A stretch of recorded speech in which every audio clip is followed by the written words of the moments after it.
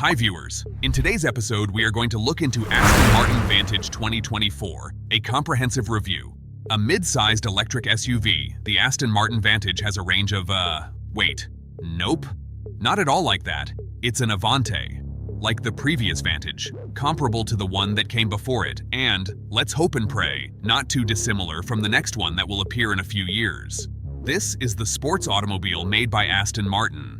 Compact and engineered for real drivers, the 4.0-liter twin-turbocharged V8 powers the back wheels of the vehicle, according to Aston Martin. Therefore, it occupies a more rigid niche than the DB12, which tends to lean toward the long-legged Gran Turismo principles, and is most likely influenced by the Porsche 911 Turbo.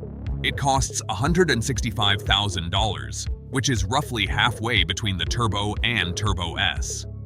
Aston Martin has put everything into this drastic makeover to justify the high price tag, which is even greater than that of the previous limited edition Vantage F1 model. The Aston Martin Vantage has a new front end inspired by the 177, resulting in an impressive and aggressive appearance. The interior has also undergone significant improvements, transforming from a crooked feeling to a customized and elegant one. The optional carbon fiber sports seats are also impressive, adding a touch of luxury to the Vantage. Overall, the Vantage offers a unique and impressive experience. Forget about the aesthetics for a second, the engineering quality is far better. The headline figures are striking. The 4.0-liter twin-turbocharged V8 engine from AMG has a maximum output of 656 horsepower at 6,000 RPM and 590 pound-feet of torque between 2,750 and 6,000 RPM. That is a 30% boost in power over its 503 horsepower predecessor. Now Aston's baby can reach 202 mph and go from 0 to 60 mph in 3.4 seconds. That's exactly what we had anticipated. The whole experience is supported by a lot of tire smoke, some classic hooliganism, and that wonderful, comforting Aston Martin blue blood vibe. The dynamics, however, are far more complex than we had anticipated. In an attempt to achieve the kind of composed calm that one might anticipate from brands like Ferrari and Porsche, Aston has included a lot of technology.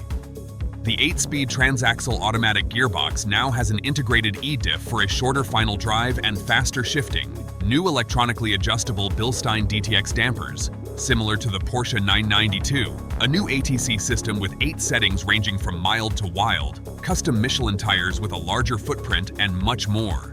Additionally, the aluminum chassis is much stiffer, ensuring that every driver input is transmitted to the contact patch more precisely. To increase feedback and accuracy, the steering column's NVH connector has even been deleted. According to Aston Martin, the control systems and chassis have been upgraded to accommodate the increased power. Hold on, however. Similar to the new Vantage, this is a complex topic. Therefore, we wouldn't be so simplistic as to publish a headline that reads, "Aston drubs Porsche." What's good? Actually, there's more of a feeling of occasion simply being near the car than there is, say, around a 911 Turbo. Climbing inside doesn't instantly ruin the atmosphere, and it does look and feel incredibly spectacular. The new Aston Martin infotainment system is simple to use and well made. The materials are of the highest caliber, and the architecture is truly exceptional.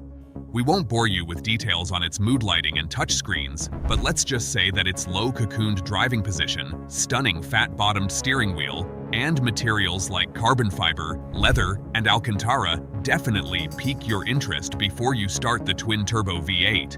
Things are still really thrilling while they're moving. The Vantage gives out an air of boundless power and all-around deliciousness that is difficult to describe, but after a short while, you start exclaiming things like "Flower," "Oh," and "Oh hell yeah." Awe and amazement are evoked by being linked to a powerful V8 engine that powers the back wheels. Nevertheless, the Vantage has a noticeable edge even in comfort mode. The ride is strong but exquisitely controlled over the incredibly smooth Spanish roads, with a delightful sensation that the dampers rounded out little lumps and bumps in a single decisive movement. We do wonder, though, if it may feel quite stiff on more uneven UK roads, that is, any place other than Spain, with its fantastic asphalt. The track is where the appropriately titled track mode really proved to be overly stiff, causing the car to hop and jump over any small surface irregularities, exacerbating this annoying sense. Fortunately, there are 2 modes, Sport and Individual. This allows you to experiment with the settings until you find the ideal balance. Yes, but that does not imply that it is wicked or spiky. Actually, the balance is rather beautiful when driving. With 275 section front tires, understeer is not a problem, but even with the wide 325s at the back, all that torque is taxing. This implies that you can confidently pour the Vantage into bends and alter its balance using both power and steering. We're not talking about ridiculous oversteer angles here. Rather, we're talking about a sense of genuine agility and responsiveness from the Vantage.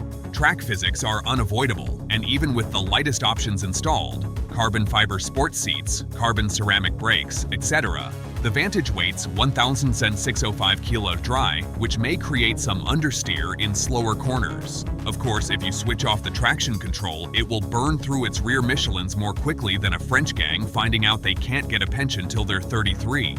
It doesn't change into a 911 turbo-like amazingly accurate and very quick race vehicle.